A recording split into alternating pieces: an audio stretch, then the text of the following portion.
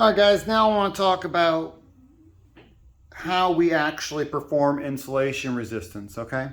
So this is our bus, like I was talking about before, and we have 3 phases, and then we have a grounded frame around the backside, and like I've shown in the last videos, we have 2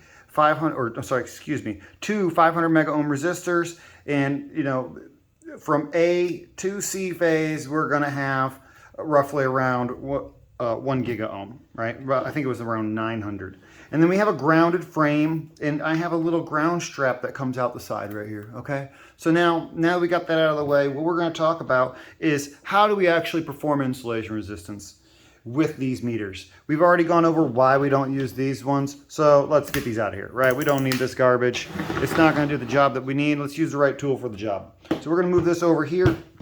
Now, these are both insulation resistance meters. This one goes up to 1,000. It has several steps, and this one goes up to 5,000.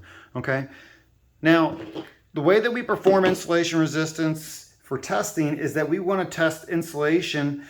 We want to test that conductor all the way through. And so, if this was the actual insulation of a wire, we want to go from the copper on the inside, and we want to measure that, and we want to measure that insulation to the outside. But we can't concentrically measure that on most systems. So what we end up doing is just testing every single standoff is what we end up testing, right? So when you're testing like bus sections, you're only testing these little standoffs that are inside of your bus duct, right? We can't actually test, the rubber insulation concentrically all the way down, unless you dipped your wires in water and then did it like a glove test. So the way that we do this is we're just going to perform it phase to phase and then phase to ground, okay? There's nothing else that we can really do. There are some factors that contribute to these insulation resistance values. Age, right? And then humidity is a huge factor. Debris and dirt and how clean your equipment is will also greatly affect your readings. So I'm going to go ahead and I'm just going to apply. We're going to say that this is A phase. This is the first conductor, and this is B phase. And we're just going to run this test right now, and it's going to say it's 942 mega ohms, and we'll call that a good test. And then turn that off, and I'm going to come over here. I'm going to put it on ground, and let's see what it measures to ground.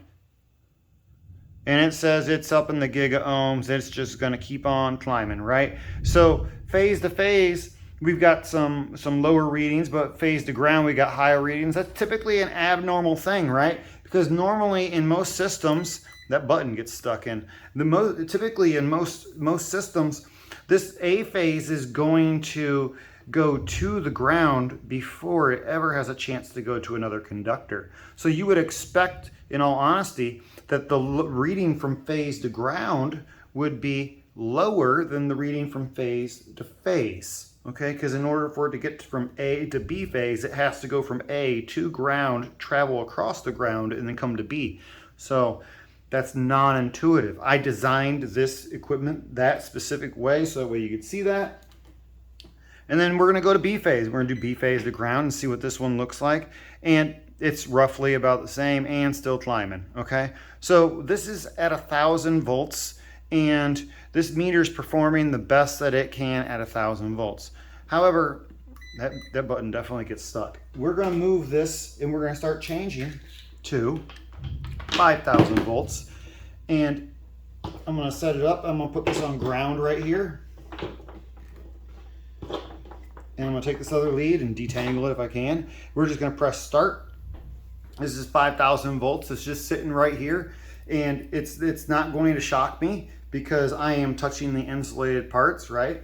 So I just want to make sure that everyone's not getting freaked out about it. But we're going to put that on there. And it did make a little sizzle when it first touched because it was charging and raising the potential of this conductor higher than all the rest of them, okay?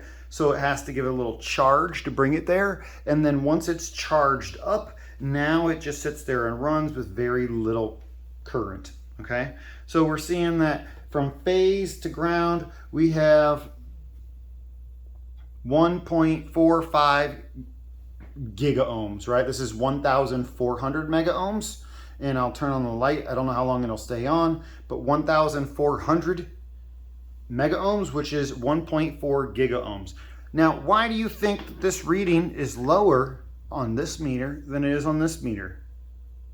Well, we're applying a higher voltage. Typically, when you apply a higher voltage, and I'm going to turn it back off, when you apply a higher voltage, you have more opportunity for breakdown paths. Now, if I go and I test at 1,000, look at that. It's reading exactly what we were reading over here. This got up to 4.84. This is 5, right? So we're reading about the exact same. If I go to 2,500, we're going to let it get there for a second. It's a little bit less, right? If I go to 500, I'm going to let it sit there and stabilize. This should get to maybe a little bit above, okay? So typically when you do the math, if you try to test at a different voltage, you should get roughly the same reading, okay?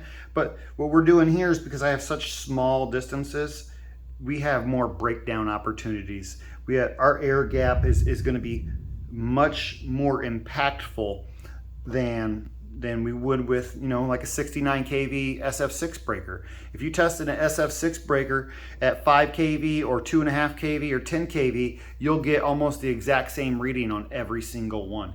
And that's because it's voltage divided by current. If you apply more voltage, the resistance really isn't changing. The current is going to go up, and therefore you get the same number.